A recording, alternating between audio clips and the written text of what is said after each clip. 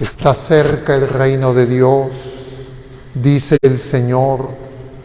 Conviértanse y crean en el Evangelio. El Señor esté con ustedes. Lectura del Santo Evangelio según San Lucas. En aquel tiempo Jesús reunió a los 12 y les dio poder y autoridad sobre toda clase de demonios y para curar enfermedades. Luego los envió a proclamar el reino de Dios y a curar a los enfermos, diciéndoles: no lleven nada para el camino, ni bastón, ni alforja, ni pan, ni dinero. Tampoco lleven túnica de repuesto. Quédense en la casa donde entren hasta que se vayan de aquel sitio. Y si alguien no los recibe, al salir de aquel pueblo, sacúdanse el polvo de los pies para probar su culpa. Ellos se pusieron en camino y fueron de aldea en aldea, anunciando el Evangelio y curando en todas partes. Palabra del Señor.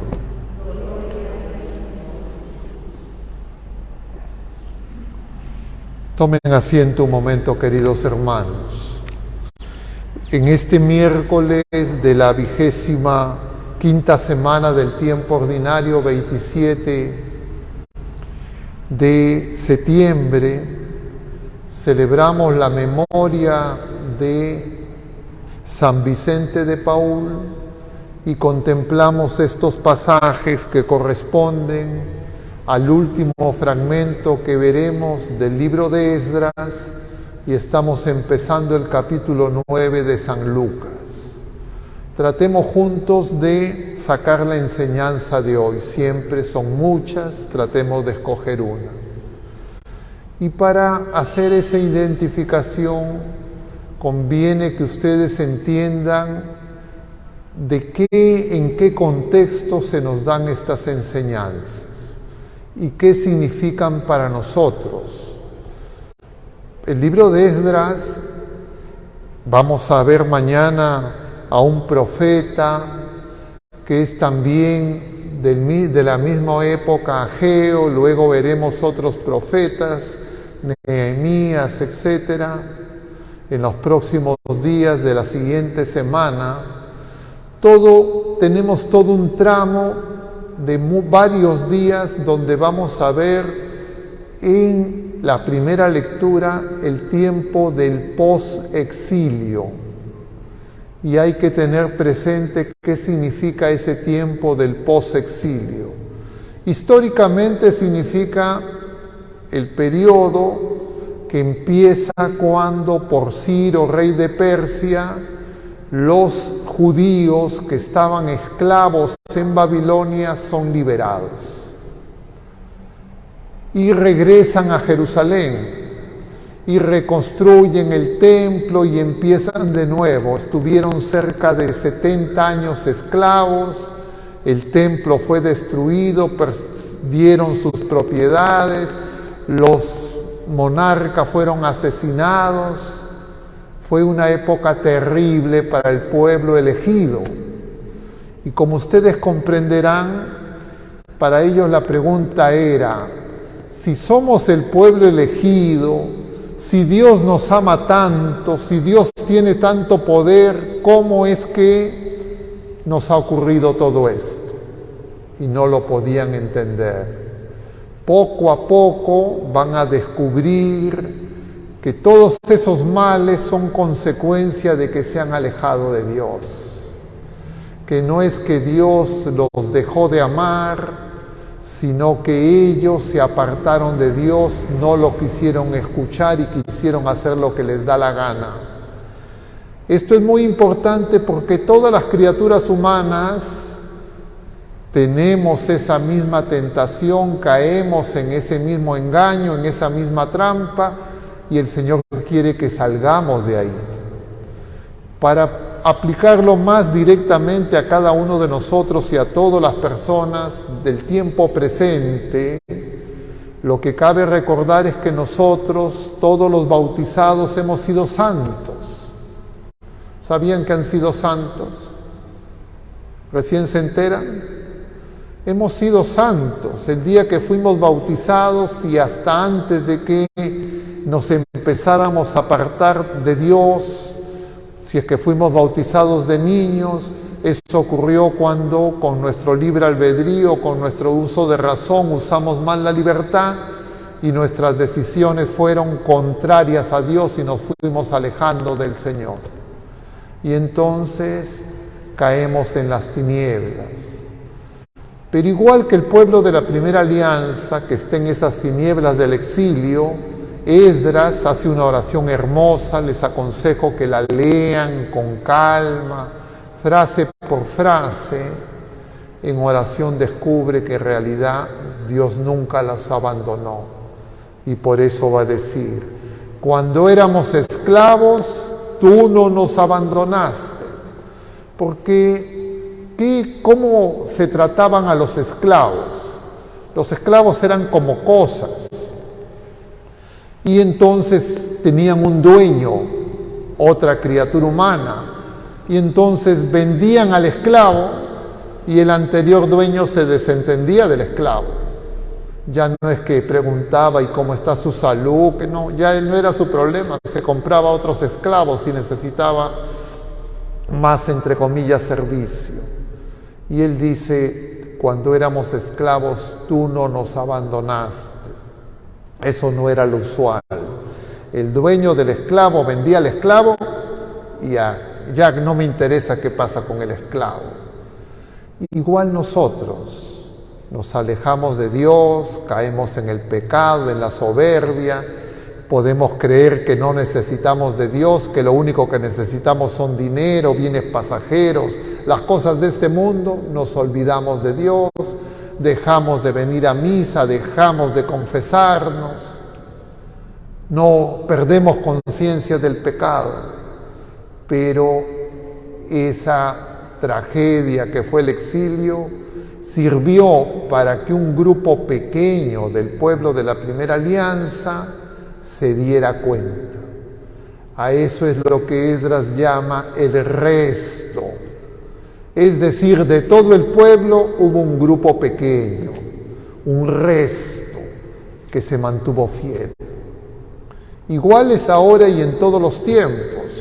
Puede ocurrir, y ustedes lo pueden observar, lo podemos observar en nuestras familias, que de repente la mayoría de nuestras familias se han alejado de Dios. Cuando nos cuentan de nuestros padres, de nuestros abuelos, de repente incluso tenemos fotos, nos dicen que eran personas de fe, pero uno ve ahora a los jóvenes, los más fuertes, los más sanos, viven ya como si Dios no existiera. Pero el Señor en todos los casos siempre va a dejar un resto, es decir, alguna persona, de repente una abuelita, un abuelito, un tío, una tía, una mamá, alguien que mantenga la fe. Y esa persona, esos pocos, son, como dice Isaías, como el tocón. De ahí va a empezar todo de nuevo. ¿Qué es un tocón? ¿Saben qué es un tocón? Un tocón es lo que queda. Algunos árboles se talan, no se arrancan de raíz, sino se cortan muy cerca a la raíz. Y entonces queda el tronco cortado. De ahí ya no crece nada. A eso se le llama tocón. Y Isaías va a usar la figura del tocón diciendo que del tocón va a nacer un vástago. Ese va a ser David.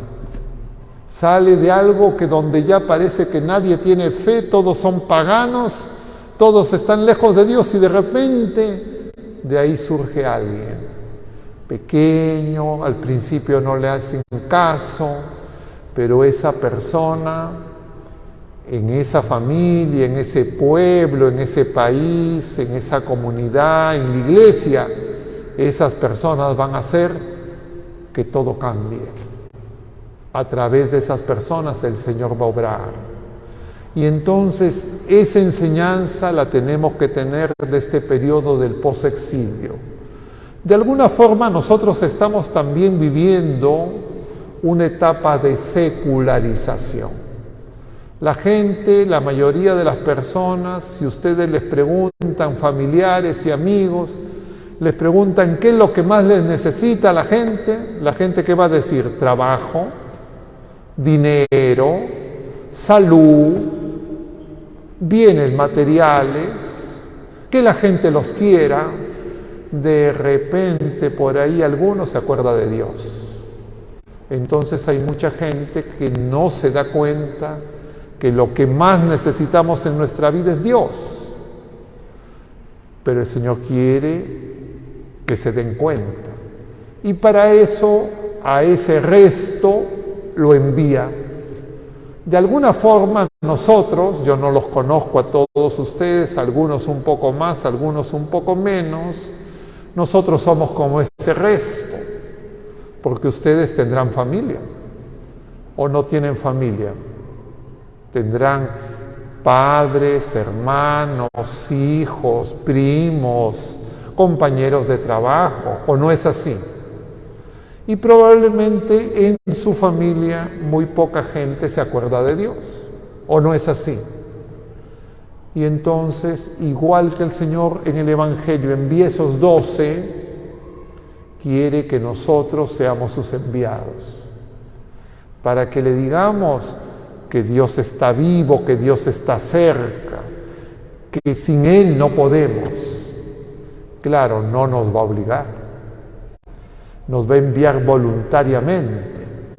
Si lo escuchamos, lo haremos, pero si no, que salen de la misa y van a regresar igual de repente y no se acuerdan de nada. Pero algunos el Señor los va a tocar. Y algunos van a salir diciendo, es cierto, ¿qué está pasando en mi casa? ¿Qué está pasando en mi familia? Y de repente entienden lo que les está pasando. Ya no es que, bueno, me falta aquí, me falta allá, Dios me ha abandonado. No es eso.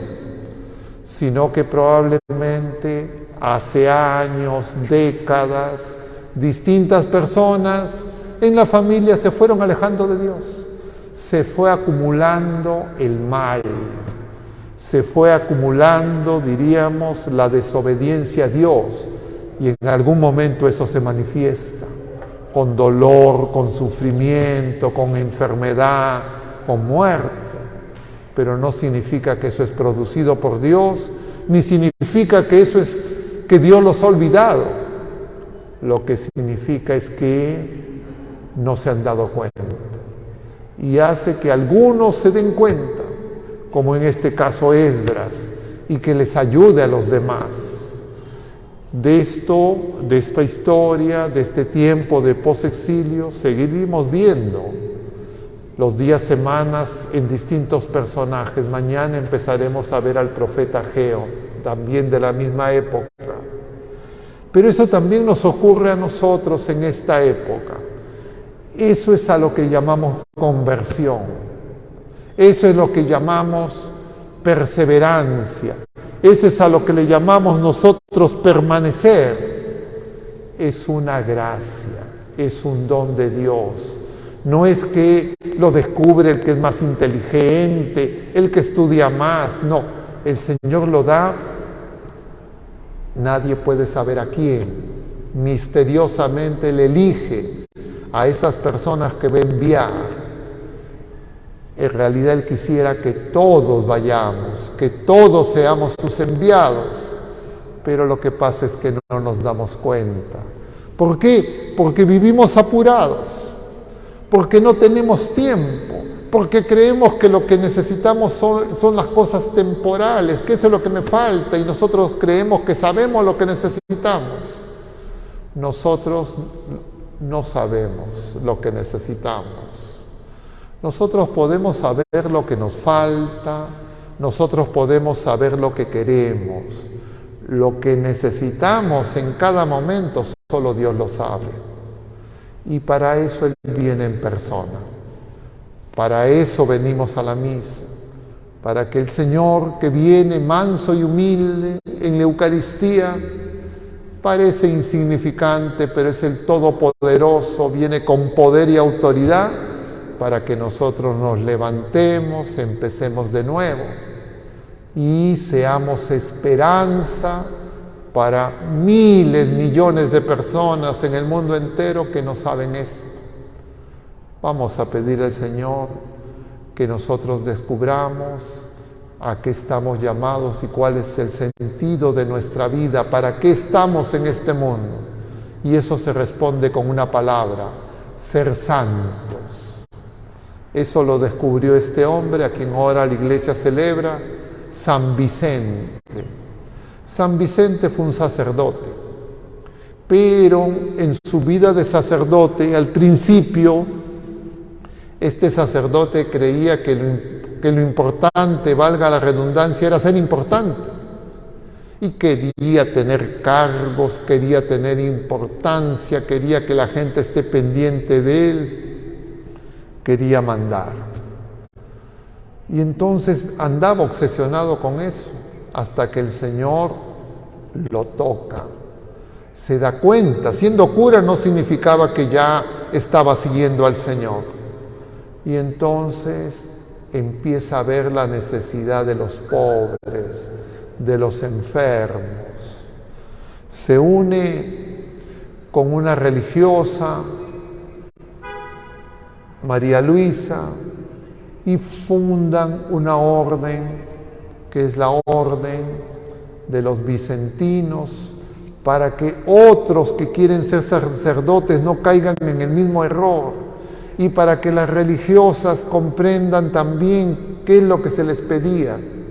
Estas religiosas fundan lo que se llama las Hermanas de la Caridad. Claro, nosotros ahora las Hermanas de la Caridad casi no sabemos nada. ¿Ustedes saben algo de las Hermanas de la Caridad? Ni idea probablemente. Pero hacia el siglo XVIII, XIX, no habían todavía lo que ahora llamamos enfermeras, técnicas de enfermería, eso no existía. Los hospitales estaban a cargo de la Iglesia, los gobiernos, los estados no se interesaban por la salud de la gente. El que podía pagar se curaba, se cuidaba en su casa. Y los hospitales eran donde iban los pobres, que no tenían ya qué hacer, y era casi como la antesala de la muerte. Y entonces estas Hermanas de la Caridad van a los hospitales. Son el antecedente de las enfermeras. Antes que enfermeras existieron las Hermanas de la Caridad y curaban, atendían, cuidaban a los enfermos.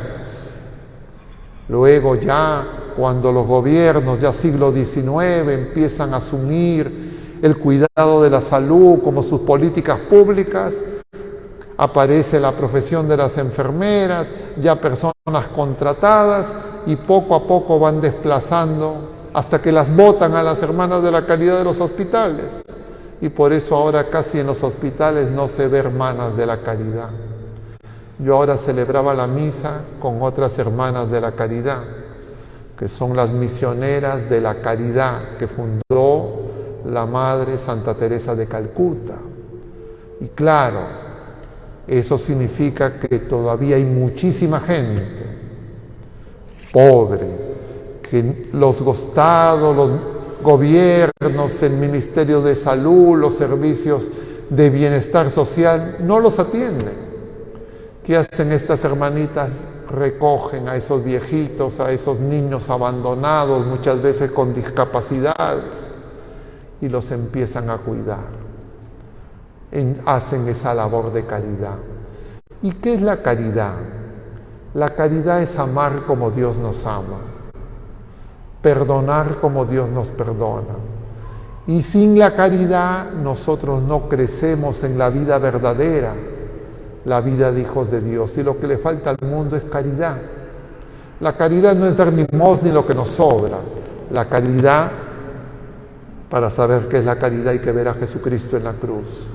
Da todo por nosotros. Pero sin fe, a mí me va a parecer una tontería. Pero con fe, se va a encender mi corazón. Y me voy a dar cuenta que todas esas cosas que hacen que ande inquieto de aquí para allá sin saber qué necesito, ni a dónde voy, ni de dónde vengo, empiezo a descubrir, Señor, en realidad tú nunca me has abandonado. Tú siempre has estado cerca, pero mi egoísmo, mi soberbia, mi orgullo, querer hacer mi capricho me ha impedido descubrir cuánto me amas. Cuando una persona descubre eso, cambia su vida, nace de nuevo y se pone en camino, se hace misionero, como esos que el Señor envía para que vayan de pueblo en pueblo y que anuncien que Jesucristo está cerca. Todos nosotros tenemos que ser misioneros, cada quien donde está, en su casa, en su familia. Todos tenemos personas, amigos, compañeros de trabajo que no conocen del Señor y nosotros tenemos que ayudarlos para que descubran que el Señor está cerca y sin Él no podemos.